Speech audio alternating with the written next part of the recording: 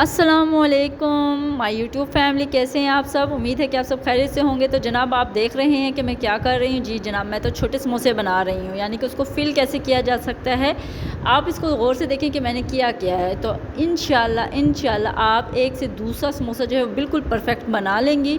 और ये बनाना बहुत ही आसान है, सिर्फ इसको एक थोड़े से तरीके से मैनेज करना चाहिए। जी जनाब, आप देखें मैंने इसको बहुत ही परफेक्ट तरीके से बनाकर आपको दिखा रही हूँ। इतना आसान तरीका है कि आप खुद हैरान हो जाएंगे कि ये क्या किया मैंने। ये मैंने बनाए हैं, तो बनाएं, अपने बच्चों को लंच में दें, अपने हस्बैंड के साथ टी टाइम में लें, और मेहमान आ जाते हैं तो उनको बना कर दें। कोई सफ़र पे जा रहा है तो उसको बना कर दें। बहुत ही आसान है। इतनी महंगाई के दौर में ये जो है एक समझें कि एक तोहफ़ा है, एक बहुत ही शानदार डिश है। छोटे समोसे, जिनको रुमाली समोसा भी कहा जाता है।